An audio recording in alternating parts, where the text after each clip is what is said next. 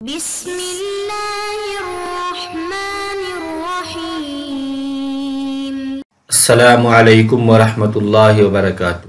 عزیز طلباء طالبات، بسم اللہ الرحمن الرحیم۔ تقابل ادیان و مذاہب کا سبق نمبر 70 آج ہم پڑھ رہے ہیں۔ اس سبق کا عنوان ہے یہودیت کے عقائد۔ آج کے اس سبق میں ہم یہ پڑھیں گے کہ یہودی مذہب کے مشہور عقائد کون کون سے ہیں اور اس کی تفصیل جانیں گے کہ کس درجے کیا عقیدہ ہے، جیسے رسالت کا عقیدہ ہے اس کا کیا تصور، مسیح موعود کا عقیدہ ہے اس کی تفصیل جانیں گے، توحید سے متعلق کیا نظریات ہیں یہود کے، کس حد تک ان کے توحید یہودیت میں پائی جاتی ہے، اس کی تفصیل پڑھیں۔ یہودیت میں توحید کا تصور تدریجاً آیا۔ ابتدا میں یہود الوہم اور یہوہ کے درمیان بٹے ہوئے تھے۔ جب آشوریوں اور بابل والوں نے پے در پہ حملہ کیا تو یہودیت میں قومی اتحاد پیدا ہوا۔ اسی زمانے میں پیغمبروں کا عہد شروع ہوا جن کی دعوت و تبلیغ نے مذہبی اصلاح کا کام کیا اور یہ یقین دلانے میں کامیاب رہے کہ خالص یہوہ پرستی ہی اسرائیل کے ہر مرض کی دوا ہے۔ یسوع نے بت پرستی کے انہدام پر کمر باندھ لی اور دربانوں کو حکم دیا کہ سارے برتن جو بال کے لیے بنائے گئے تھے انہیں توڑ دیا جائے۔ اس پوری عبارت میں بتایا گیا کہ یہودیت میں جیسے جیسے جب تک انبیاء کرام ہوتے تب تک تو ان کے اندر توحید کا تصور ہوتا، اور انبیاء کے جانے کے بعد پھر ان کے اندر پھر شرک اور بت پرستی، کثرت پرستی، وہ چیزیں رائج ہو جاتی۔ لیکن یہودیت کی تاریخ میں ایک دور ایسا آیا کہ جب دھیرے دھیرے ان کے یہاں خود بخود توحید کا تصور آیا۔ وہ اس طرح سے کہ جب ان پہ آشوریوں اور بابل والوں کا حملہ ہوا تو یہودیت میں قومی اتحاد پیدا ہوا، اور اس قومی اتحاد کا نتیجہ یہ ہوا کہ ان کے اندر یہ تصور ابھرا کہ خالص یہوہ پرستی ہر مرض کی دوا ہے، یعنی جو لوگ یہوہ کو پوجنے والے تھے ان کا نظریہ غالب آ گیا۔ ان کے غلبے کے نتیجے میں جو بال کو پوجنے والے تھے یا الوہم کو پوجنے والے تھے انہوں نے بھی یہوہ کو پوجنا شروع کر دیا، یہوہ کو معبود ماننا شروع کر دیا۔ اس طریقے سے جو دیگر چھوٹے چھوٹے معبود بنا رکھے تھے ان سب نے اس کو چھوڑ کر کے، کیونکہ یہ تصور پیدا ہو گیا کہ جو محکومی یا غلامی کا دور چل رہا اس سے نجات دلانے والا صرف یہوہ ہے، اس لیے تمام کے تمام یہوہ کی طرف متوجہ ہوئے اور یہوہ کو معبود بنا لیا تمام لوگ۔ یہوہ کے نام سے یہودیت میں ایک معبود کا تصور پیدا ہوا۔ کتاب استثناء کی درج ذیل عبارت توحید پر صاف اور واضح دلیل ہے۔ سن اے اسرائیل، خداوند ہمارا خدا ایک ہی خداوند ہے، تو اپنے سارے دل اور اپنی ساری جان اور اپنی ساری طاقت سے اپنے خدا سے محبت رکھ۔ اتنا واضح عقیدہ ہونے کے باوجود انہوں نے خدا کی صفات میں جسمانی خصوصیات کے عقیدے بنا لیے اور وہ توحید خالص کے رشتے کو استوار نہ رکھ سکے۔ صفات کے باب میں وہ خدا کے لیے زمین پر چلنا، دنیا میں رویت باری جیسے صفات کا عقیدہ گھڑ لیا۔ یعنی جب ان کے اندر ایک خدا کا تصور آیا یہوہ کا، تو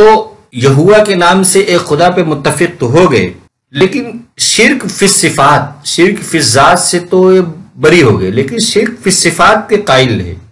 کبھی کہتے ہیں کہ وہ خدا زمین پہ چلتا ہے،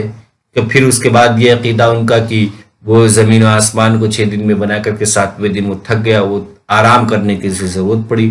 اسی طرح سے کہ حضرت ایوب علیہ السلام نے ملاقات کی، دیکھا، یعنی دنیا میں ہی رویت باری کے امکانات کے قائل ہو گئے کہ خدا کو دنیا میں ہی دیکھا جا سکتا ہے۔ اس طرح شرک فی صفات میں پڑے رہے، توحید خالص ان کے اندر نہیں آ پائے۔ مسیح موعود، مسیح سے مراد خدا تعالیٰ کا مخصوص فرستادہ اور اس کی عنایت کردہ خصوصی قوتوں کا مالک۔ عہد ملوکیت میں مسیح کا یہ تصور مملکت اسرائیل کے فرمانرواں کے لیے استعمال ہوتا تھا، البتہ عہد محکومی میں یہ لفظ مستقبل میں آنے والے ایک زبردست بادشاہ کے لیے مخصوص ہو گیا جو بنی اسرائیل کی کھوئی ہوئی شان و شوکت کو واپس لائے گا۔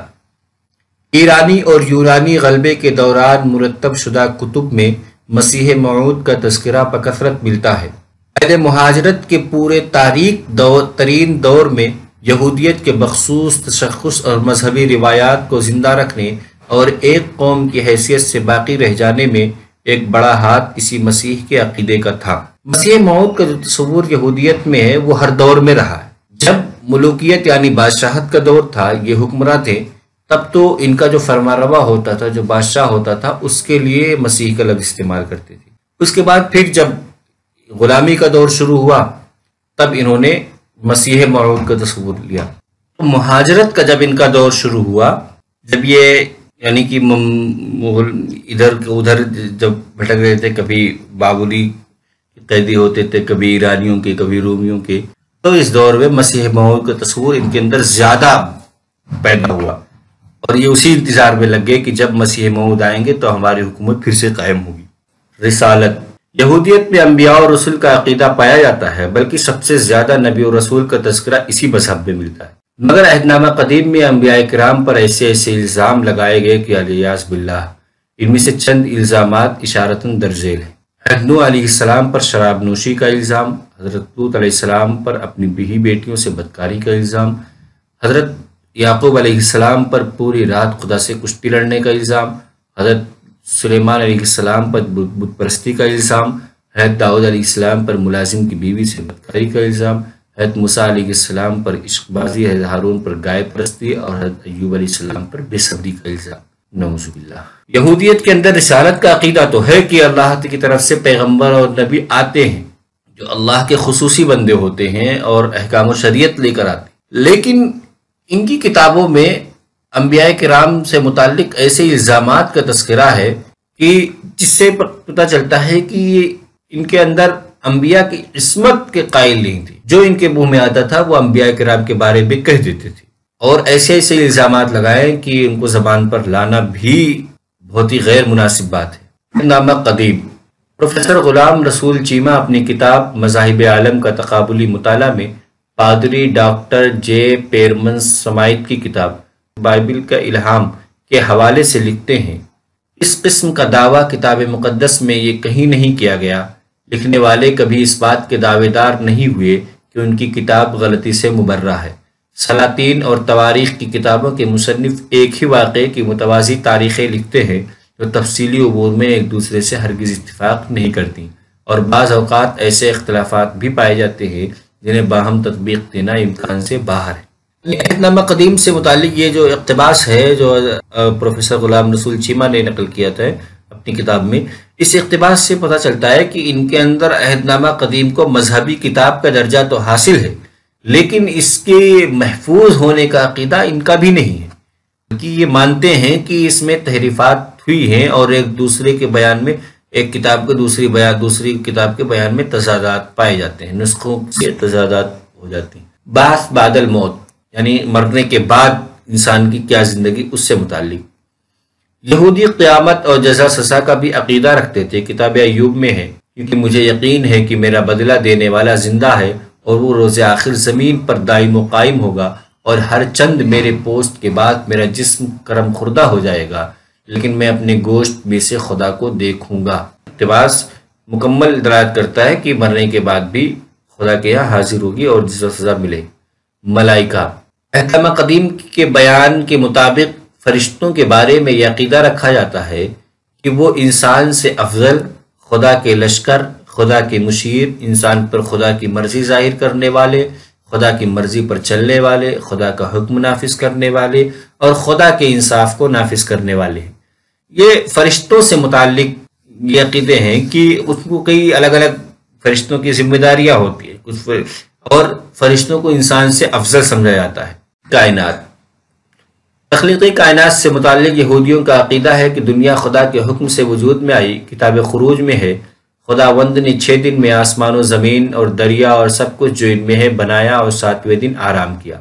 6 دن کام کرنا، لیکن 7واں دن آرام کے لیے سبت ہے، اس لیے کہ 6 دن میں خداوند نے آسمان اور زمین کو پیدا کیا اور 7ویں دن آرام کیا اور تازہ دم ہوا۔ یہ بہت ہی مشہور ہے توریت کا کہ اللہ تبارک و تعالیٰ نے 6 دن میں کائنات پیدا کی اور 7ویں دن آرام کیا۔ یہ ان کے عقیدے کا بھی حصہ ہے۔ خلاصہ، اس سبق میں ہم نے سب سے پہلے توحید کے بارے میں پڑھا، پھر اس کے بعد بنی اسرائیل کی برگزیدگی سے متعلق بنی اسرائیل کا جو عقیدہ وہ پڑھا، پھر مسیح موعود کے بارے میں پڑھا، رسالت سے متعلق پڑھا، عہد نامہ قدیم سے متعلق کیا عقیدہ ان کا، بعث بعد الموت اور ملائکہ، اور سب سے آخر میں تخلیقی